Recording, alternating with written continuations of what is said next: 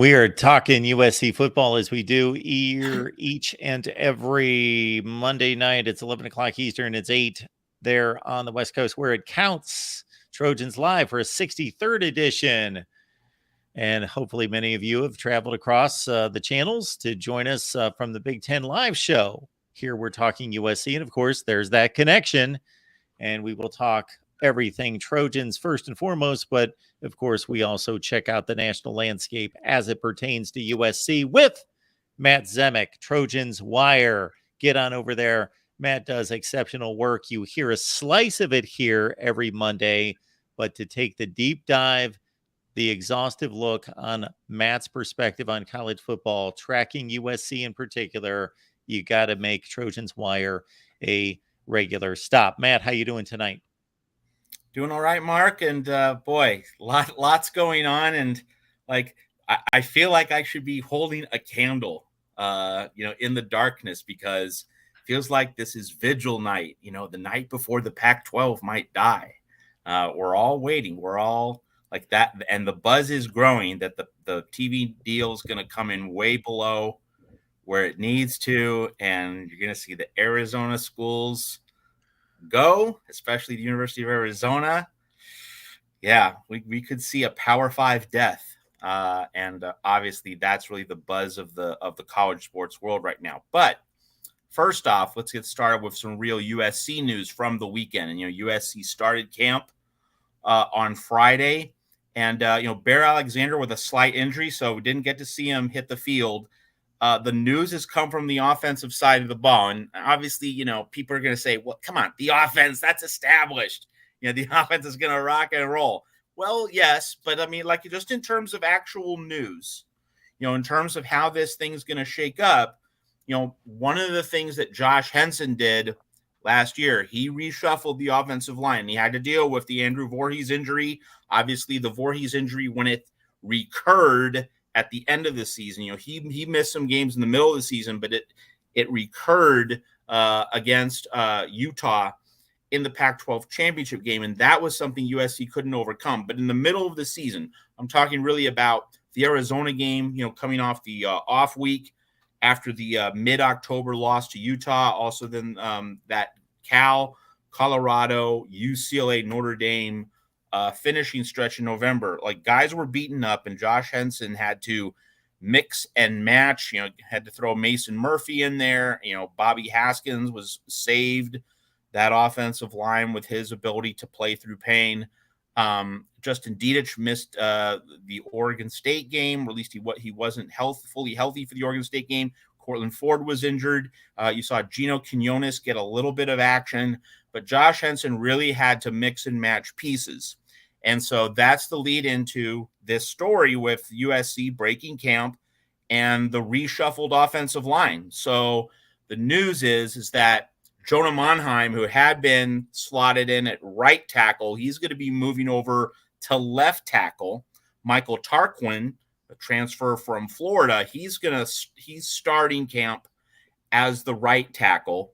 And you're going to see Jarrett Kingston and Emmanuel Pregnon as the guards, with Justin Dedich at center. So that's multiple changed slots, multiple changed assignments on that offensive line. But, and this is the bigger story, like that's the immediate news, but the bigger story is you're probably going to see Monheim, getting some work at left tackle, but he might be reslotted to right tackle. Like, this is not a permanent thing.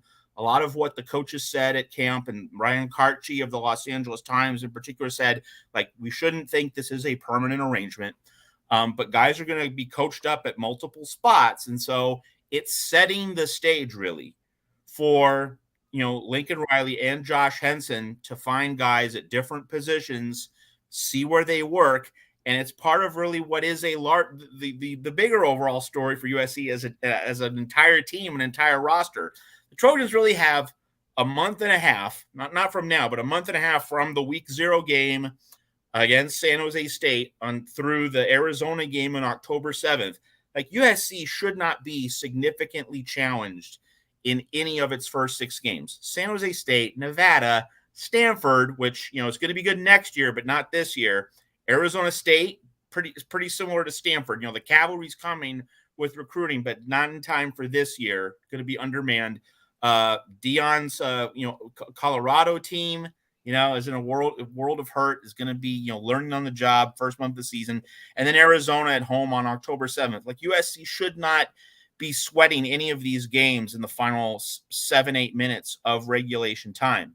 And so this backloaded schedule, which is going to be a bear when the Trojans arrive at it, you know, it's going to be tough. But the flip side is, or the trade-off is, that USC has 6 whole game weeks to figure out who is best in what spot. The coaching staff's going to be able to experiment, should be able to play around with different combinations, different roles, different responsibilities, offense and defense.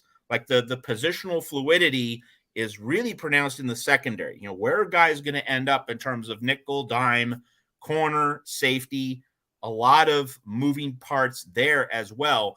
It just happens to be that at the start of camp, the offensive line is where there's been some concrete news in terms of reshuffles, but those reshuffles shouldn't necessarily stay in place. But it gives us a sense of the coaches think that Jonah Monheim, kicking him over to left tackle, that might be the prime position for him as the backside protector for Caleb Williams. They love what they see from Monheim. They know he's a leader on the team.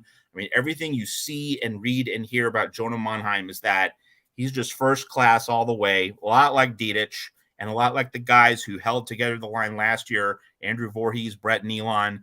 Monheim seems to be cut from that same cloth as a leader. The fact that he's a returning guy, unlike Kingston, Pregnon, Tarquin, maybe the coaching staff feels more comfortable giving him that premium left tackle slot and all the responsibility that goes along with it. So those are the temporary, or at least, you know, for now, reslotted offensive line assignments. So it's worth taking note of those positional adjustments by Lincoln Riley and Josh Henson. But of course, you know, when they play the game against San Jose State, they might come back the next week against Nevada, which is a weaker opponent than San Jose State. Like, it's not as though the games are going to be on an escalator of toughness. That's really not how it works. The Nevada's picked several spots lower than San Jose State in the preseason Mountain West poll. So you should see, you know, guys being moved around, but it all leads to who, you know, the coaching staff needs to nail the assignments for Notre Dame. You know, that everything needs to be in order, and the coaching staff does need to identify the very best positions at each spot on the roster, at each spot on the field going into South Bend on October 14th. The position unit that requires the most cooperation, the most cohesion, is the offensive line. It's the most complex to coordinate and get the right combination. You can't always have your best 5 and most talented players on the field because certain players may only be able to play certain spots. That's why the flexibility, adaptability of certain players to play multiple positions along the offensive line is key, based on injuries, but also combinations to try to get your best unit out there. So it's not uncommon for a team to still be figuring out the offensive line during August camp. However, what Matt's pointing to is obviously you want your starting point to be as close to the finished product as possible. So you review game tape, you review who played well in what positions, and you go through all sorts of rating processes to say this combination looked the best, but this guy's a better left guard than right guard. However, that's our best right guard is this other player, and there's all sorts of variables to figure out.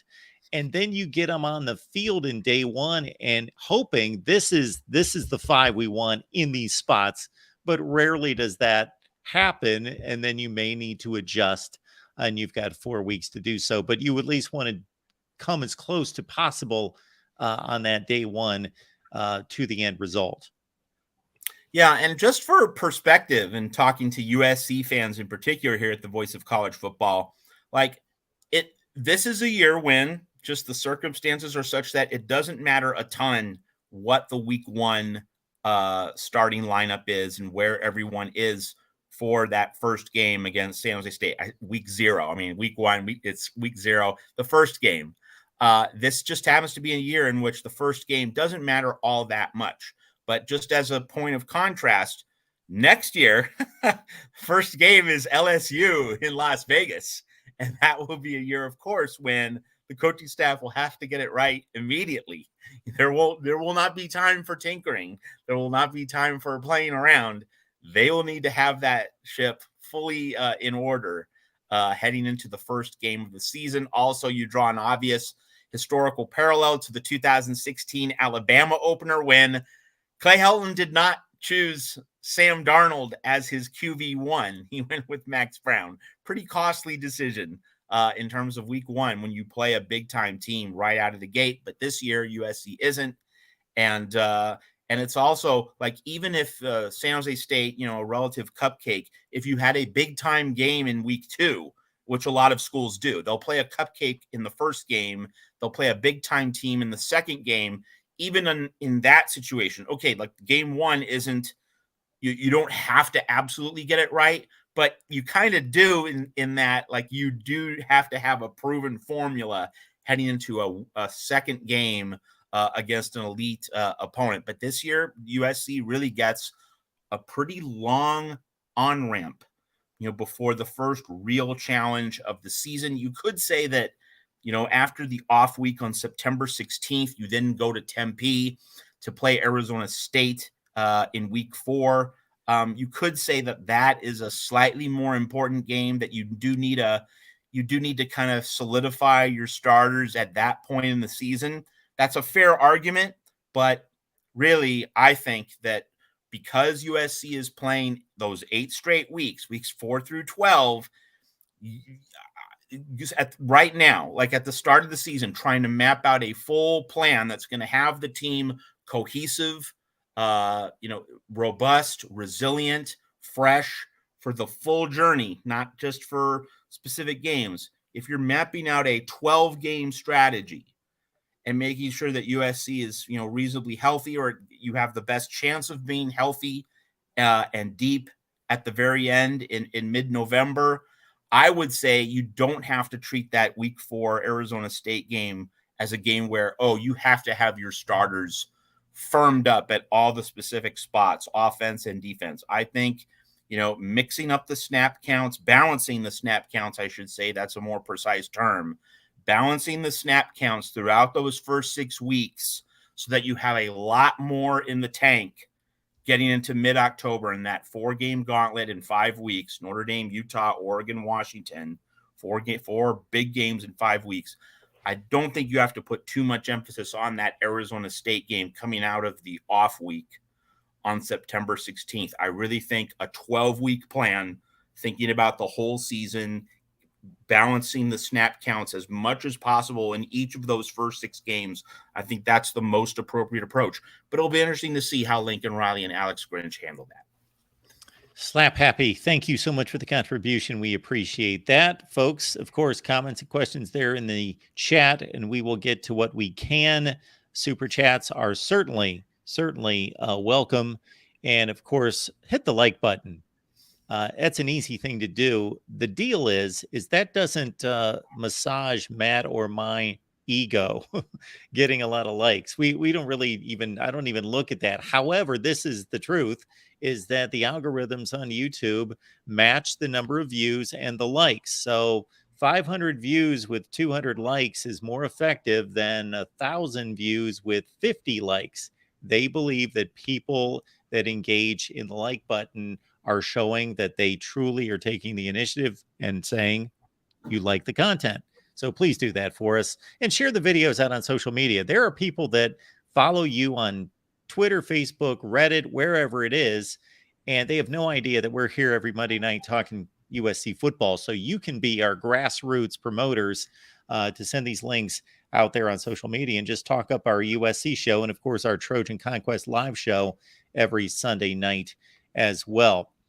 So there are some schools on the West Coast right now, Matt. And again, this is USC football talk first and foremost, folks. So leave the comments and questions. We'll get to them, but we're going to move on to realignment, and we'll circle back with USC talk as you guys ultimately produce the show.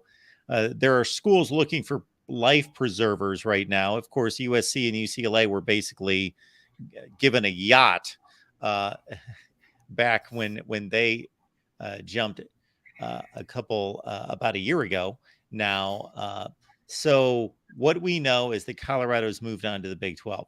What we know is that there are rumors, and we'll focus on the Pac-12 side of it, that Washington and Oregon, who have applied last fall to the Big Ten and been vetted and cleared, and there's much speculation and as to exactly what that means, but that they are close to going to the Big Ten.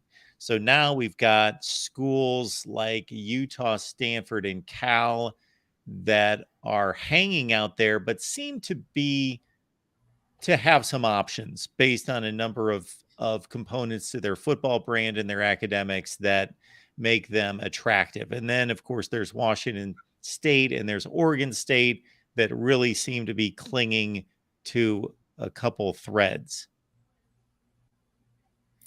Yeah, so this is going to be fascinating, and let's just start with the point that, all right, the Pac-12 is apparently going to announce a TV deal, or at least it's going to announce the details of a TV deal, at some point in the next 48 hours. We're recording this Monday night. If you're watching on Tuesday, we're doing this Monday night, so sometime Tuesday or Wednesday. That's what John Canzano reported earlier on Monday, that apparently we might finally have some white smoke coming from the Vatican in terms of a Pac-12 TV deal. But the whispers going around is that figure is going to be pretty low, like around $20 million per school. And I've been saying that, if it's like 6-7 million less, if it's like 24-25 million, that's going to keep the Pac-12, or at least at this point, the Pac-9 together. Like, you're not leaving for the Big 12 over 6 or 7 million. But if we get into double digits, if we get into 11 and then 12, 15, that really would undermine confidence. I offer no predictions on this, but just let's if you haven't been following this story the whole way, and I know some of you have, but not all of you. So just to make sure for everyone watching here that, let's remember, the Pac-12 could have had San Diego State and SMU on June 30. All right. It could have had San Diego State for $17.5 million less in exit and penalty fees than what it has right now on the night of July 31st. If maybe you're watching this on Tuesday, August 1st, Wednesday, August 2nd. Why would you not seal San Diego State, secure San Diego State for that much, much lower exit penalty fee, which you can much more easily cover? You can much more easily usher in San Diego State to your conference. And of course, San Diego State, let's briefly exclude SMU from this. If you just bring in San Diego State, that's Colorado insurance. If you bring in San Diego State on or by June 30, that's Colorado insurance. That Colorado was the most obvious potential flight risk. So San Diego State means you have 10 schools for 2024 if Colorado gets uneasy and bolts. And maybe the very fact that you have San Diego State in the fold secured would itself be a deterrent to having Colorado leave. That itself might make Colorado think the conference has more stability. And then if you bring in San Diego State at the reduced exit penalty fee, you make it easier for San Diego State to leave the Mountain West and join the Pac-12. You bring in San Diego State, then you bring in SMU, and you get that Dallas market. And let's realize, Deion Sanders has been a fan of the Big 12 and of taking Colorado to the Big 12 because he wants to recruit in Texas. And so, did it occur to the Pac-12? Did it occur to George Kliavkoff? Oh, Deion Sanders wants to recruit in Texas. I better bring SMU into the fold to give Colorado a nice little carrot, as a disincentive to leave, as an incentive to stay. Do these guys know how to play chess? Do these guys know how to plot 2-3 moves ahead? Just absolutely no awareness in the room. And so bringing it back to the present moment. So maybe the Pac-12 at the 11th hour still has a plan to bring aboard San Diego State, but if it does, like, this is not the way you would go about it, right? You should bring aboard San Diego State when it would have cost the Aztecs and you a lot less to do so, right? I mean, it's just so simple. It's just so nakedly apparent in every way. And so if the Pac-12 does indeed put forth a media deal on August 1st, it's just going to magnify the reality that why couldn't you have done this on June 30? Or even more modestly, why couldn't you have done this on July 21st, Pac-12 Media Day? It's a week and a half, and this is a recurring thing that I've mentioned. If you could do it on X day, on a specific day, what is it about an extra 3 weeks or an extra 10 days or an extra month that was so somehow prohibitive that you couldn't do it at the slightly earlier point? Because let's remember, this has been negotiated for several months. This has been talked about for several months. The idea that, we're going to do this on August 1st, but we couldn't have done it on July 21st. No, sir. And we couldn't have done it on June 30th. That's the thing that absolutely kills me. And what I have realized in terms of thinking about this, reflecting on it, just trying to somehow make sense of it, I think what it really gets down to, in addition to the Pac-12 just being incompetent, like we all know that, but what I think it really gets down to is George Kliavkoff had this plan, right? He had this layout. He had this architecture, grant of rights first, media deals second, expansion third. That was his plan. That was his structure. That's how he was going to do it. And we encounter lots of situations in life where our best laid plans and the way we've mapped everything out, like we've thought about this for months, this is our strategic play, and by golly, we're going to stick to it. Sometimes in life, you have this great architecture, you have this great structure for how you want to do things and how you feel is the correct thing, and that's fine as far as it goes. But sometimes the flow of events, the specific pressures, specific forces in the moment, leaders need to realize when the specific forces override your long-established plan, your ideal structure, the way you had wanted to go about this thing all along. And I think ultimately, George Kliavkoff was so locked into this plan, grant of rights, media deal, then expansion. 1, 2, 3. Expansion is third in our plan, in our line of operation. He was so wedded to that plan, and he just apparently is one of those guys who wants to stick to his plan, and he didn't have the flexibility, the agility, the acuity to adjust. And I think we can all see that. And I think that might really get to the heart of why the Pac-12 is potentially on its deathbed right now. Kliavkoff didn't realize that when San Diego State sent that letter to the Mountain West on June 13th, his plan, grant of rights first, media deal second, expansion third, he had to blow it up. He had to adjust. He had to bring aboard San Diego State, maybe also SMU, but definitely San Diego State. Needed to get San Diego State aboard in that moment. And one of the things that Tony Altomore has been talking about in recent days, and he's absolutely right, we are so far past the time for talking or messaging, or inspiring or convincing. No, act, get something done. That's the only thing that commands respect. And of course, it might be too late, but Kliavkoff didn't realize soon enough that action, getting something done, getting a deal done, getting San Diego State into the Pac-12 conference, that was going to create so much more respect than keeping this low profile and not promising too much and being mature and not being bombastic. He got locked into, kind of the vibe that he was creating and not trying to overpromise. He didn't realize getting something done is what was going to impress everyone at the table, was going to impress everyone in the Pac-12 community. He just didn't realize that, and he remained locked into that grant of rights first, media deal second, expansion third. He needed to elevate expansion when San Diego State sent that letter. He didn't do it, and here we are. So I don't have really strong predictions for what's going to happen in the next 48 hours, but it sure looks very ominous for the Pac-12. I'll say that much. Here's the deal with building a plan. If you're organizing your living room or you're building a deck, then there are not other factors out there except maybe the weather. But you can build your deck because you can go step by step by step by step and do it. We're talking about a plan that involves components that you can't control.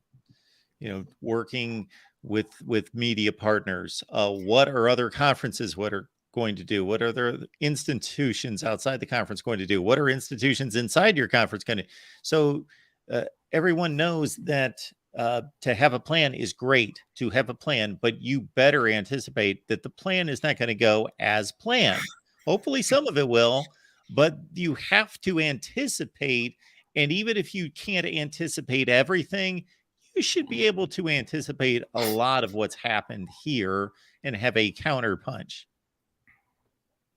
No question. And I compare this. Yeah. I compare this to coaching, right? If it's rainy, you need to have some towels on your sideline, or you need to run the ball more, or, you need to do things, relative to the elements. Like, you can't be calling long downfield passes in rainy conditions. You need to work the short game a little more. Like, you always have to adjust to various conditions and factors. And if you're not, you're not setting yourself up to win. And it's the same in negotiations. And Tony Siracusa made this in our Pac-12 Media Day review show on July 21st, the night of Pac-12 Media Day. He said, the longer negotiations go on, no, that's not better. The longer a negotiation goes on, the more there can be an 11th hour snag. Hello, Colorado. The more there can be someone who gets impatient, or another plot twist enters the fray, or another conference pounces. That's just never, well, I wouldn't say never. It's very, very rarely the right negotiating tack, to let things go on. And the other thing is, and I said this on your special call-in show this past Friday night, is that this was about survival, not supremacy. Like, that's been a theme of mine. Survival, not supremacy, was always the focus for this media rights deal, for this particular point in the Pac-12's existence. This was not like a rainmaker deal. This was not about, hitting a grand slam. This was about just staying alive and then living until the next media rights round in 2030, 2031. You're just trying to establish a foundation for the next several years. This was not about being competitive with the Big Ten. It was not about, crushing the Big 12, doing better than Brett Yormark. No, Brett Yormark did a fantastic job to get the deal he got. And if people in the Pac-12 were thinking, oh, we have to match the Big 12 deal, as opposed to, let's come in at like 27, 28 million with San Diego State, with SMU, that would have been fine. That definitely would not have led to an exodus. The member schools, Colorado included, they would have been absolutely fine with that. And I sure get the impression that expectations were inflated, and that's why they were waiting for a moonshot style deal. That's why they refused to settle and get to the negotiating table and finalize something. Just the political calculus and how various poker chips were and weren't put on the middle of the table just seems totally out of whack with reality. That it was all about survival, not supremacy. And when you're thinking about survival, you're not thinking about the best outcome. You're thinking about avoiding the worst outcome. That was the goal. And what we've seen from the Pac-12 does not reflect the urgency one would and should associate with avoiding the worst outcome. The Pac-12 has not behaved like a conference which is trying to make sure it avoids the worst possible scenarios. And that's another obvious failing both of George Kliavkoff and the Pac-12 CEO group, the presidents and chancellors. Basically, George Kliavkoff inherited let's say, what once was $100 stock. And when he inherited it, it was an $80 stock. And then based on all the information out there, all the pundits, people like ourselves and others that are even closer connected, all of that, the analytics should have told him, okay, this was an $80 stock when I got it. It once was a $100 stock. Okay, now it's, if I get 60 for it, I should be happy with that. Cut my losses. And shoot, I've been there. When you see the stock go down and down and down and down, you're holding and holding and thinking it'll come back, it'll come back, it'll come back. No, it just keeps going down and down and down. And then you find yourself selling it for $35 when you could have had it for $80 or 60 or somewhere earlier, but you just kept hoping for the best and waiting and waiting and waiting when all the analytics, everything was telling you, get out, cut your losses right now, get a deal done. There's no question about it. So as we turn to what's going to happen, people obviously are interested in how everything's going to go down. So, I mean, the first point is, if the University of Arizona and Robert Robbins leaves, then the next point goes to, will Arizona State and Utah follow Arizona out the door? Like, I think that Arizona seems to be the hinge point here. And then does Arizona lead to the collapse? Does Arizona lead to the death of the Pac-12 as we know it? And so if Arizona State and Utah join the Arizona Wildcats and form a 16-team Big 12, then what that means is, first, yeah, Pac-12 is probably going to die, but it also means if the Pac-12 dies, I think the other really huge story that hasn't been talked about quite as much, and maybe because there's just kind of an assumption that this is going to happen anyway in the next few years, is that super conferences, here we come. If we see the Arizona schools and Utah, meaning that all of the four corner schools will join the Big 12, and there will be a 16-team Big 12, and the Pac-12 leftovers are going to be, you have the Oregon, Washington, and Bay Area schools. That's going to be it. Then, like, those schools you'd think are going to splinter. Like, it's really hard to see Stanford and Cal, these huge academic institutions, just slumming with the Mountain West. And I would think, and let's remember that a year ago, when we were all studying the media rights valuations for schools, let's remember Stanford was valued by a former Fox Sports executive as being worth $15 million more than Oregon, $45 million to $30. And that was because the San Francisco Bay Area television market relative to the Eugene, Portland market. And so as much as the conversation has logically, reasonably flowed to Oregon and Washington and the Big Ten, which, in my mind is a very strong possibility if the Pac-12 does die, I wouldn't really bet against that happening. But I based on what I learned, based on what I've read, I would think that the Big Ten probably invites. Now, it might invite Stanford, Cal, Oregon, and Washington all at once. That's a possibility, not to be written off. But I would think that if you're going to look at Oregon and Washington here, Stanford and Cal here, I would say that the Big Ten is more likely to invite Stanford and Cal first than Oregon and Washington. And I mean, we'll see how that plays out. Obviously, the Pac-12 has to die first. We have to get the worst case scenario of all the four corner schools collectively going to the Big 12. But I think Stanford and Cal probably get the invite from the Big Ten first, and then Oregon and Washington. I'm not saying that Oregon and Washington are going to be left out, only that Stanford and Cal, because of the academic prestige, because of the Bay Area television markets, a lot of the things that USC brought to the table with the Big Ten, but of course, the extremely robust football brand, as the centerpiece of it all. But I would say that Stanford and Cal probably get the Big Ten invitation before Oregon and Washington do, but that could be immaterial if, we just get a super conference landscape where, if the Pac-12 does die, like, you don't have Power Fives anymore. It's just four conferences. And then that invites the possibility of mergers or fusions with the ACC, and then maybe the SEC and Big 12, because you have ESPN and Disney there. So Fox would consolidate the Big Ten and those incoming schools from the Pac-12, and then You get some Big 12, SEC consolidation. It's going to be interesting how that all shakes out. But I do think that if you get all of the four corner schools leaving for the Big 12, the Stanford, Cal, Oregon, and Washington are not going to merge with the Mountain West. I think if you do see the Pac-12 merge with the Mountain West, it's going to be with just Arizona leaving.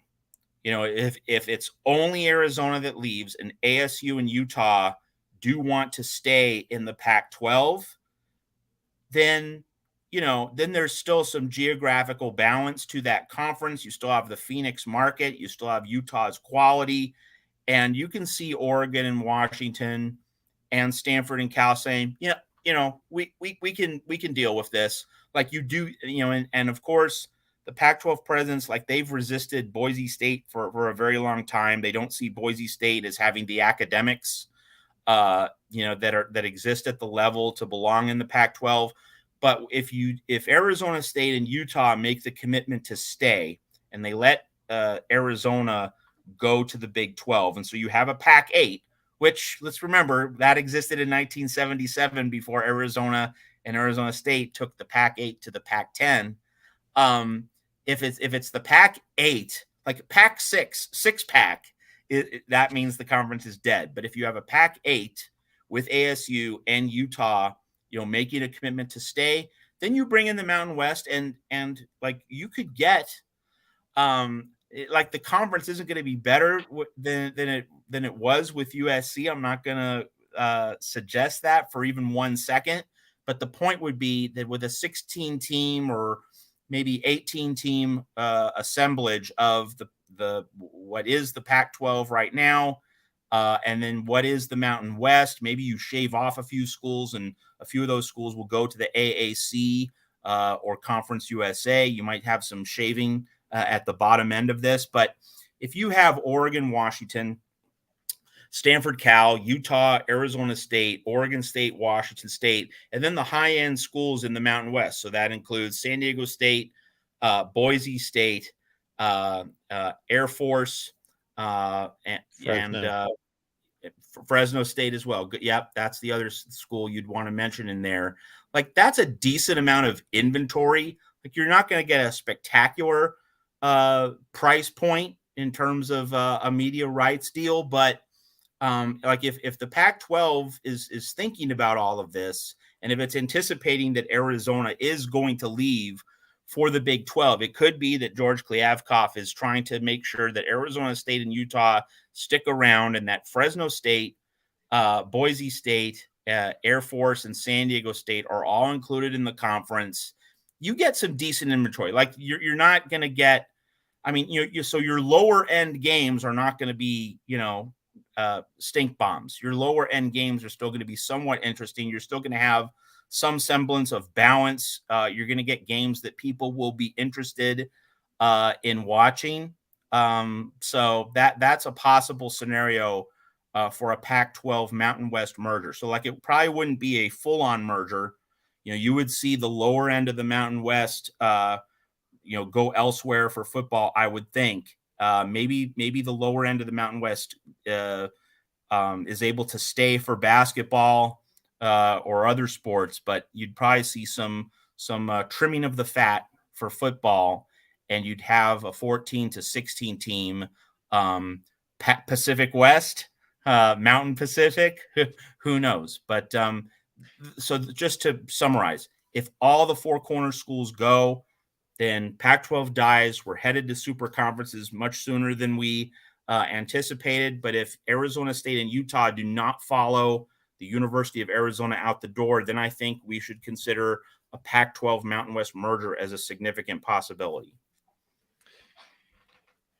So, Matt, you took this in a direction that I took it. My mind's a blur now because I've been on constantly in the last few days doing these shows about realignment. People can't get enough of it.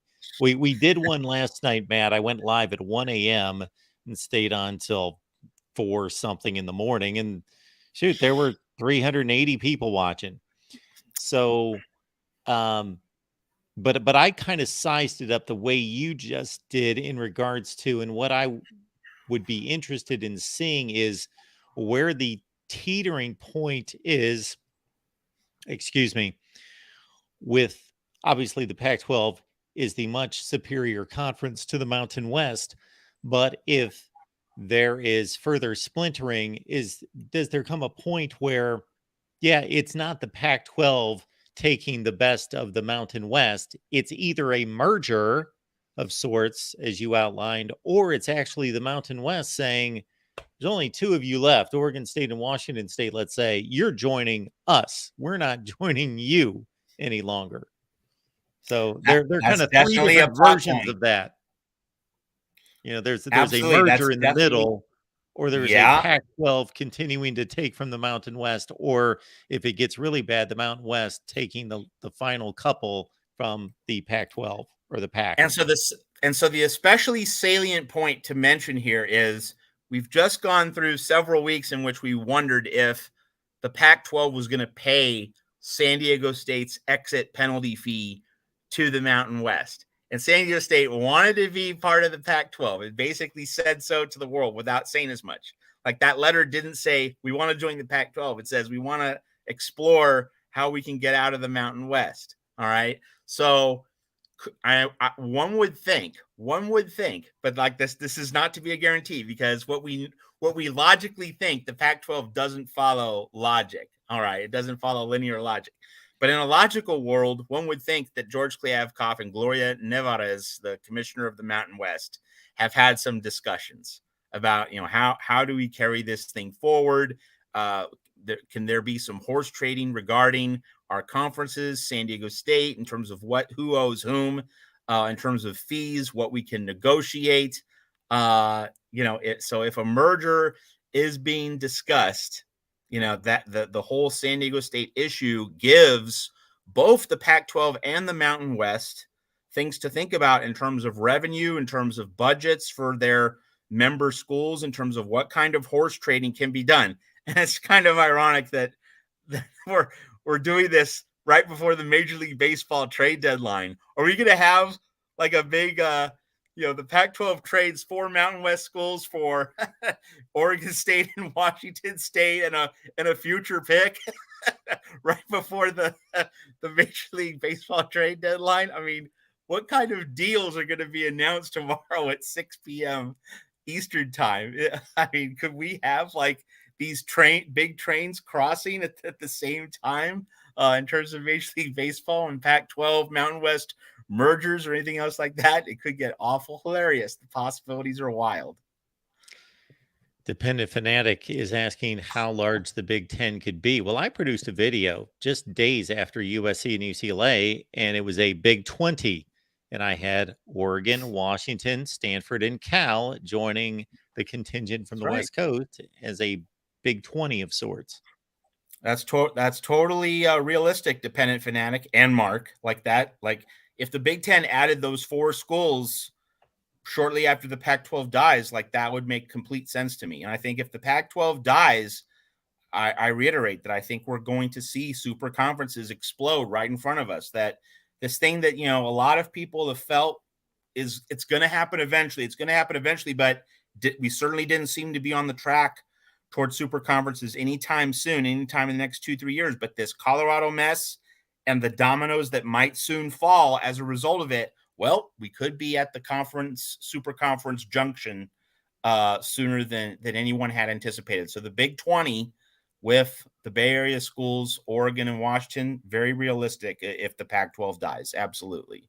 The Big Ten seems to suddenly have an upper hand on the SEC in this way.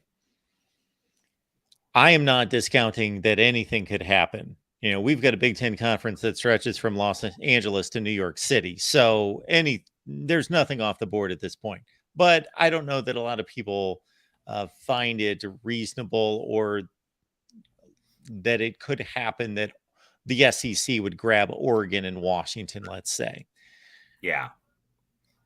We're hearing in recent days, of course, Florida State's been the initiator. They've been out front of this talk on the other side of the country with, hey, since the day Mike Alford took over as the athletic director. Hey, I'm hiring lawyers and consulting firms and research committees to figure out the grant of rights and how do we get out of it and how much is this costing us and all of that. And he's been very upfront about it. And there's another board of trustees meeting coming up very soon there at Florida State. That it appears as though the Big Ten, though, has two directions where they can go. They can go west and they can go southeast, where it appears as though if the Big Ten would somehow keep some or take some of those southeastern schools, meaning Clemson, Florida State, Miami's, all three of them or two or even one, that's the only direction that you would think the SEC is going to go for more football brands. Not that they couldn't get North Carolina or Georgia Tech but that's not going to add football value to the SEC. If the SEC allows that to happen, we're hearing Florida State to the Big Ten, Florida State Miami, or Florida State Clemson to the Big Ten. Wow, that would be really bring the Big Ten to the top. It sure would be. And I have to duck in that, Miami to the SEC has become a reality this week. But it's not the conference. It's the Securities and Exchange Commission looking into the Hurricanes NIL deal. So had to get in that Miami SEC Nice joke. But that would be a seismic development if you saw Florida State and or Miami go to the Big Ten. That would be another, because that would be a geography busting move akin to UCLA and USC going to the Big Ten as well. Got to pull this comment up from Jeffrey Thompson. Now, would this be a hilarious outcome or what?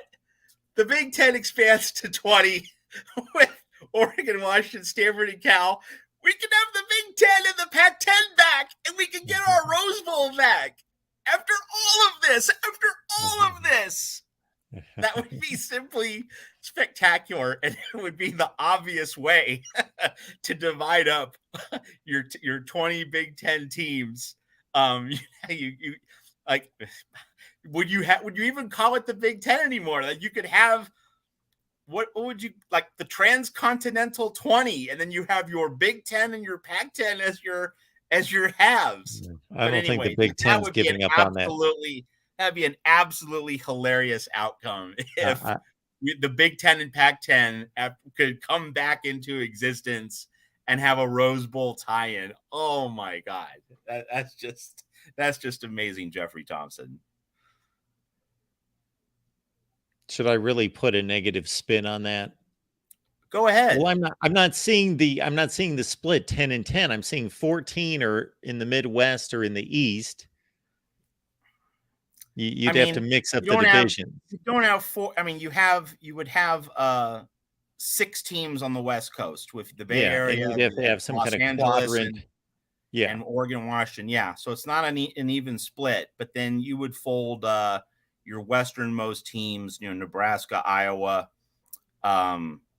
probably also Wisconsin, maybe Illinois. Yeah. But the branding, just the branding. Sure, would be irresistible, and it would certainly create the idea of,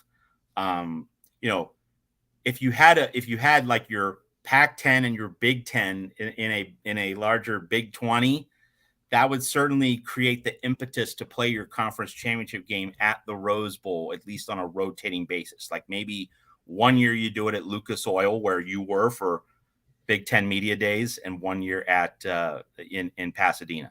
So, we can kick around these realignment scenarios a lot more. I know, Mark, you've had a very, very long day at the Voice of College Football, so I don't want to keep you too long. But before we close things down here, just give us here at the Voice of College Football your impressions of Big Ten Media Days, which you attended in Indianapolis. Just some basic highlights, favorite moments, experiences, what you learned perhaps about the inner workings of the Big Ten. I know USC fans would be interested in getting your impressions of, just what you saw from the Big Ten Conference, whether it was the commissioner, Tony Petitti, who's just, several weeks into the job, or anything you saw from member schools, players, coaches, just any of the highlights that you took away from Big Ten Media Days in Indianapolis. So we talk so much football every day that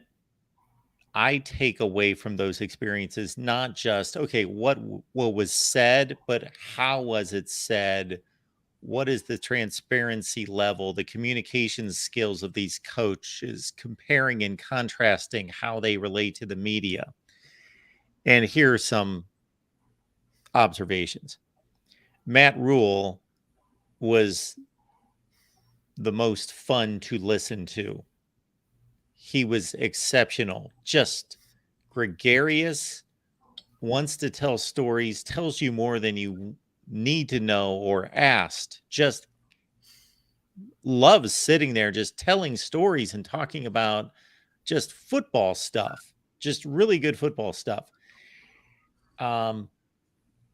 It's also one of the rare times of the season that we get to hear coaches and players, especially the coaches, of course, because they've got the tenure in the conference, to talk about other coaches and programs in the conference. You know, during the season, we hear they're just focused on their team, their team, their team. And then they'll tell you about the opponent that week. Just X's and O's. This is what they're showing us. But you get a lot of stories about Brett Bielema talking about Kirk Ferentz and them sitting on the porch having a beer when he worked for Kirk Ferentz, and, you know, how he learned football from those type of stories. Ryan Day is a master. I for all the news conferences that I listened to, but to sit like in the front row right in front of him, he is a master at coach speak. So he's not giving away any trade secrets, but he does very much respect the media in the way that he will give you a solid answer to every question. It will be thoughtful. It will be well explained. It's very well stated. I found it interesting to compare the approaches of Jim Harbaugh, who, of course, is facing a 4-game suspension, and we knew that that was going to be the story, versus PJ Fleck, who is facing a number of allegations from former players concerning his treatment of players. Now, Jim Harbaugh pleaded the fifth. Can't talk, would love to talk, have nothing to be ashamed of, nothing to be embarrassed about, would love to tell you everything, but I can't. And I understand that to a degree. But when the questions then were related to football and football operations, okay, if this suspension's in place, how are things going to be run? What, responsibilities are going to be distributed? No, I can't talk about that. Why can't you talk about the football operation in light of the suspension? We're not asking you what happened. We're asking you how you're going to run your football operation. No, can't talk about that. I asked what Jim Harbaugh just amazes me that he is this good of a football coach, and he is so awkward and aloof. He's just the oddest cat in the room when it comes to that. There was a guy standing right next to me that asked him a really good question about JJ McCarthy's development. And Jim Harbaugh sits there and stares at him. And that wasn't unusual, because after every question, he waits about 8 seconds before he starts his response. And usually kind of looks up in the air. And he has to admit, and you've been in this situation, I've been in this situation, where you're in a discussion and you're zoned out and you didn't even listen to what the other person said. And you can usually fake it and get by. But there's that time every so often where you can't, because you have no idea. That's right. And Harbaugh had to say, my mind wasn't even here. I have no idea what you just said. Can you repeat that question? I'm sorry. I was thinking about something that's not even here. And I'm thinking, I think that's how he is most of the time in dealing with the media. He's just able to spit out something. Yeah. He doesn't want to spend the energy on it. I asked him, I said, you were here in the same exact spot 2 years ago at Big Ten Media Days, and you said, "We are going to beat Ohio State or I'm going to die trying." I said, "How confident were you, making that statement at that point, considering everything that was going on in the rivalry at that point and how much of an uphill climb it appeared to be at that point?"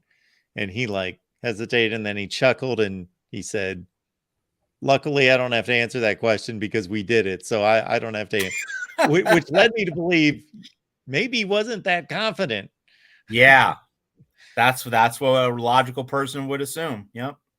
But it was a really good time. And PJ Fleck, with all those allegations, completely the opposite.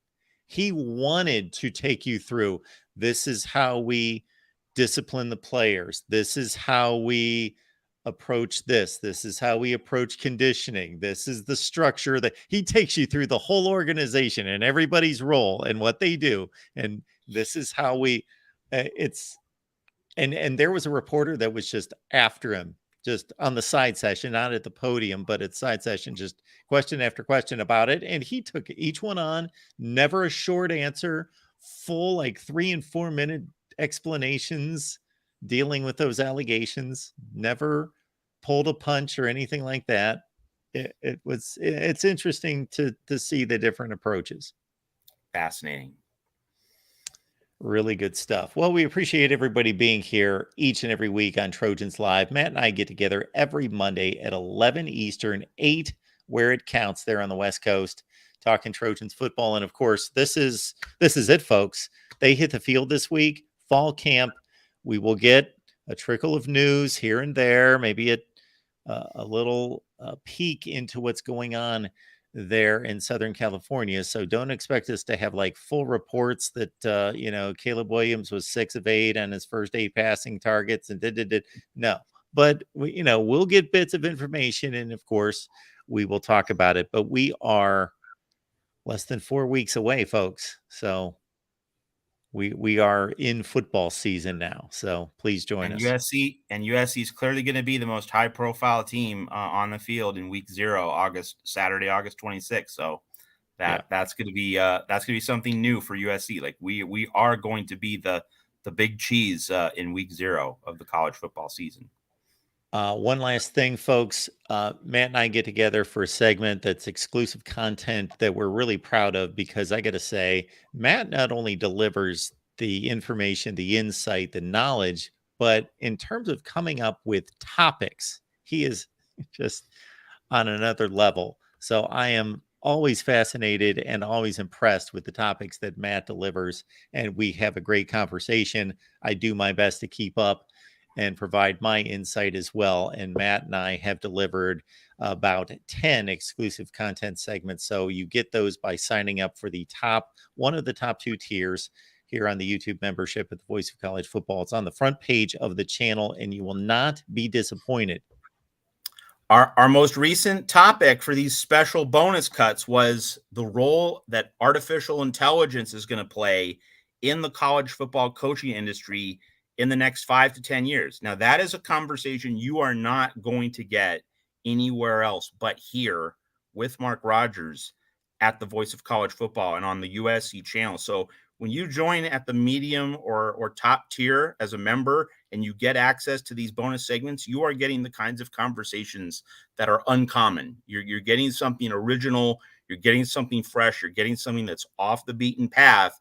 So as we get closer to football season, hey, if you like those high-end conversations that you can only get right here at the USC channel, join as a member at the medium or top tier. Matt is masterful at taking the historical and connecting it to the present and exactly what's going on in the landscape of college football right now, and making that connection as well. Appreciate you all being here at USC Trojans Live. We will do it once again next Monday, God willing, 11 Eastern, 8 Pacific. Matt, we so much appreciate it. Thank you.